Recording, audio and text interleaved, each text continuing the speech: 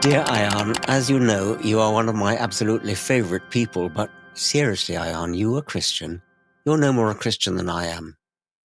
I might agree with you, I actually do, that Putinism, Islamism, and postmodernist wokery-pokery are three great enemies of decent civilization. I might agree with you that Christianity, if only as a lesser of evils, is a powerful weapon against them. I might add that Christianity has been the inspiration for some of the greatest art, architecture, and music the world has ever known. But so what? I once got into trouble for extolling the beauty of Winchester Cathedral bells by comparison with the aggressive-sounding yell of Allahu Akbar, the last thing you hear before the bomb goes off, or before your head rolls away from your body. I might agree, I think I do, although certainly not in its earlier history, that Christianity is morally superior to Islam. I might even agree that Christianity is the bedrock of our civilization.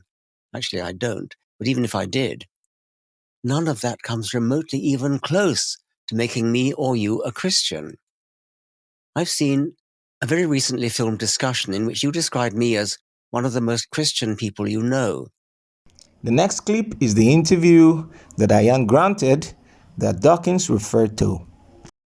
And my best friends became Sam Harris and Christopher Hitchens and Richard Dawkins. These are people I still love and adore. And I think over time, I'm now 53, and so when I was in this state of rebellion, it started for me when I was 32 years old.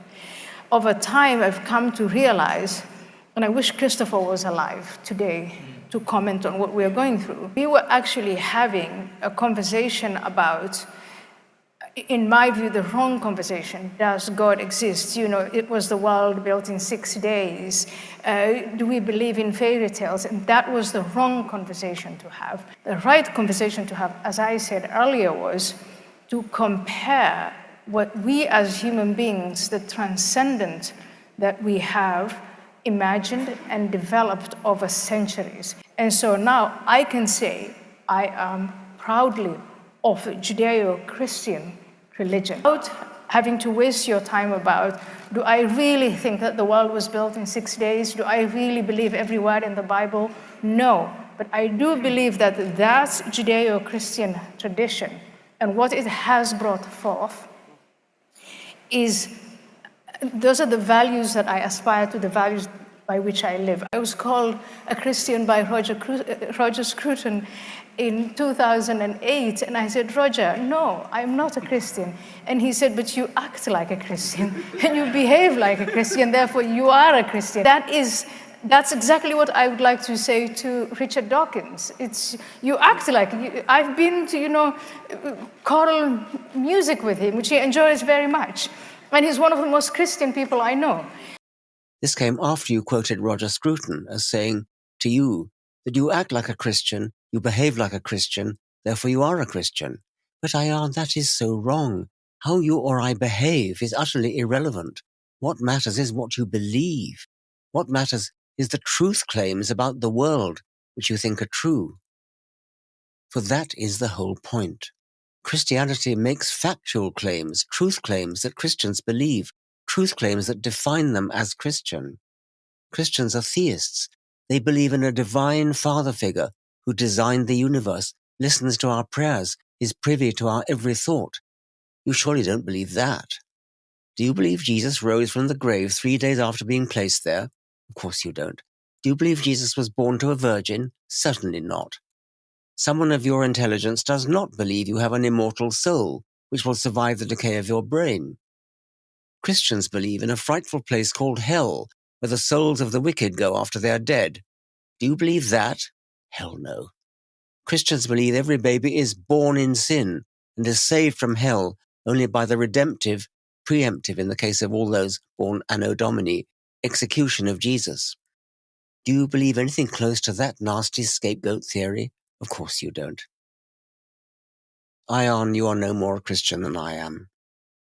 You make an additional claim which my respect for you finds more incredible. Quote, I've also turned to Christianity because I ultimately found life without any spiritual solace unendurable, indeed very nearly self-destructive.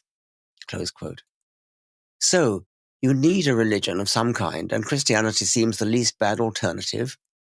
Ayaan, I've always thought of you as one of the bravest people I know.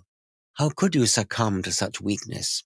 Quote, atheism failed to answer a simple question: what is the meaning and purpose of life? End of quote.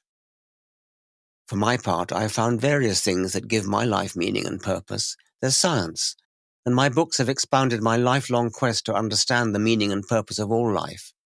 Then there's human love. There's the beauty of a child, a tropical swim under the stars, a ravishing sunset, a Schubert quartet. There's the art and literature of all the world, the warmth of an intimate embrace.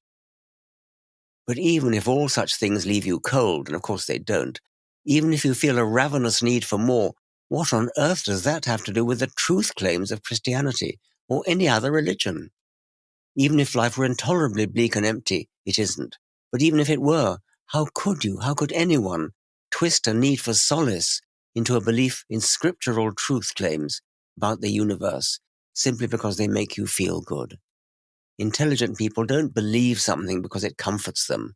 They believe it because, and only because, they have seen evidence that supports it. No, Ayaan, you are not a Christian. You're just a decent human being who mistakenly thinks you need a religion in order to remain so. With my love, Richard.